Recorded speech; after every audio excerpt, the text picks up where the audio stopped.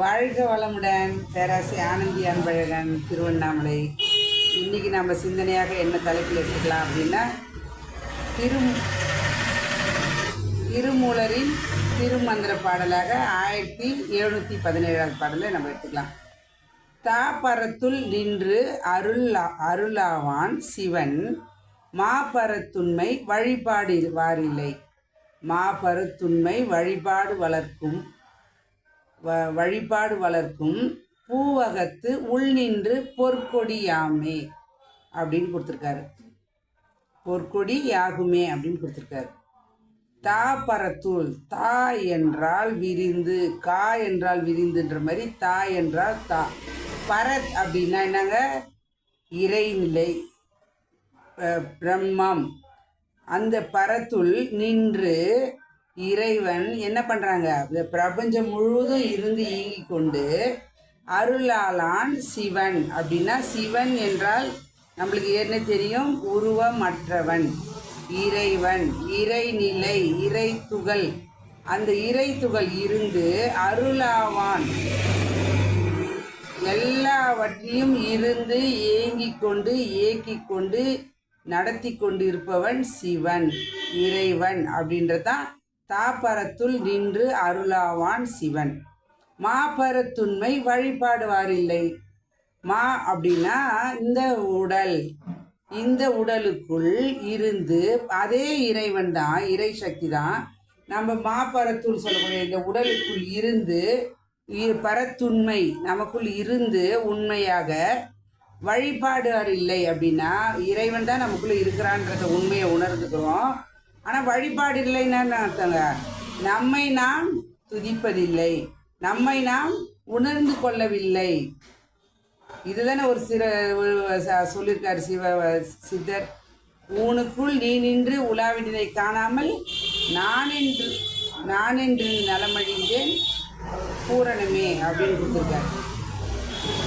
அப்போ அந்த நமக்குள்ளே இறை சக்தி தான், இறைவன் இருக்கிறான்ற உண்மையை நாம் உணரவில்லை. ஆன்மா லயம் ஆகக்கூடிய இடம் ஆலயம். அப்போ ஆன்மா நமக்குள் லயமாக இருக்கக்கூடிய இடம்தான் ஆன்மா ஆலயம். ஆலயம் தொழுவது சாலவும் நன்று அப்படின்னு சொல்லியிருக்காங்க. நாம் ஆலயம்னா இறைவனை நோக்கி வழிபாடாக கோயில் குளத்துக்கு போக வேண்டும் என்பது ஒரு உண்மை. ஆனால் நமக்குள் இருக்கக்கூடிய இறைவனை உணர்ந்து கொள்வது இதுதான் உண்மையில் உண்மை. அதான் அடுத்த லைனே கொடுத்துருக்காரு. மாப்பரத்துண்மை வழிபாடு வளர்க்கும். யார் ஒருத்தர் தன்னை இறைவன் எனக்குள் இருக்கிறான் உயிராக என்பதை உணர்ந்து அந்த இறைவனை நாம் போற்றி பாதுகாத்தோம் அப்படின்னா, அந்த இறை சக்தி என்ன பண்ணோம்? நமக்குள் இருந்து ஆட்சி செய்யும். இந்த உயிர் தான் உடலை நடத்துகிறது, காக்கிறது, அழிக்கிறது, எல்லாவற்றையும் செய்வதே இந்த உயிர் சக்தி தான். உயிர் நம்ம விட்டு போயிடுச்சு அப்படின்னா எல்லாவற்றையும் நம்மக்கிட்ட இருக்கக்கூடிய கழிவெல்லாம் வெளியேற்றிட்டு தான் அதோட வேலையை கரெக்டாக செஞ்சுட்டு தான் இறை சக்தி நம்ம விட்டு போகும். ஏன்னா அது வேலை அது கரெக்டாக செய்யும். அப்போ இந்த உயிர் நம்ம கூட தங்கி இருக்கணும்னா, ஒரு பொருள், இப்போ ஒரு பானை எடுத்துக்குங்க, அதில் தண்ணி இருக்கணும்னா என்ன பண்ணும்? அந்த பானையை நம்ம ஒழுங்காக வச்சுட்டா தானே. பானையை சரியாக வச்சுக்க மாட்டேன் அப்படின்னா அந்த என்ன பண்ணும்? கொஞ்சம் கொஞ்சமாக ஓட்டை போட்டு போயிடும். அது பானைன்னு எடுத்துக்கிறது இல்லைங்க. எந்த பொருளுமே, அது பித்தளையாக இருக்கட்டும், தங்கமாக இருக்கட்டும், இல்லை அலுமினியாக இருக்கட்டும், பாத்திரத்தை ஒழுங்காக வச்சுக்கிட்டோம் அப்படின்னா அதுக்குள்ளே இருக்கக்கூடிய பண்டங்கள் கெடாமல் சிறப்பாக இருக்கும். ஆனால் நாம் என்ன பண்ணுறோங்க? பண்டத்தை கவனிக்கிறதே இல்லை, இந்த உடலை கவனிக்கிறதே இல்லை. நான் என்ன பண்ணுறேன்? நான் இன்று ஊனுக்குள் நீ நின்று உலாவணிதன் என்று அறியாமல் என்ன பண்ணுறேங்க? நான் என்று இருந்தேன் பூரணமே. நான் என்ன பண்ணுறேன்? நான் சொல்லி தன்முனை பல நம்ம அந்த கவனிப்பதில்லை. அப்போ பூவகத்து உள் நின்று பொற்கொடியாகுமே.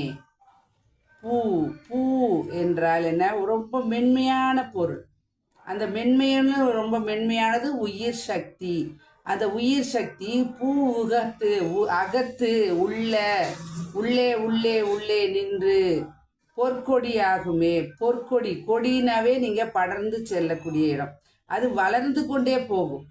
அப்போ பொற்கொடினா என்னங்க? தங்கத்தால் செஞ்ச விலை மதிப்பு இல்லாத ஒரு உயிர் சக்தி எனக்குள் இருந்து கொடியாகுமேன்னு என்ன அர்த்தங்க? எனக்குள் இருந்து இயங்கி இறை சக்தியை உணர்வதற்காக அது எடுத்து வந்திருக்கிறது. கொடி ஏறினாதான் அதுக்கு மதிப்பு. அப்போ நம்ம உடம்புக்குள்ளே இருக்கக்கூடிய அந்த உயிர் சக்தியை நான் இறை உணர்வு பெற்றாதான் நமக்கு மதிப்பு. பிறவி எடுத்ததே இறைவனை அடைவதற்கு, இறை உணர்வு பெறுவதற்காக தான். அதுதான் அருட்தந்தை அவர்கள் அழகாக கொடுத்துருக்காரு. மனசை பிடிக்க அப்படின்னா மனதின் மறுமுலை இறைவன். அந்த மனதை எங்கே பிடிக்கிறோம் அப்படின்னா உயிரின் மூலமாக பிடிக்கிறோம். மனவளக்கலையில் மட்டும்தான் உயிரின் படர்க்கிலேயே மனம் சொன்னது அருள் தந்தை வேதாத்ரி மகரிஷி அவர்கள் மட்டும்தான்.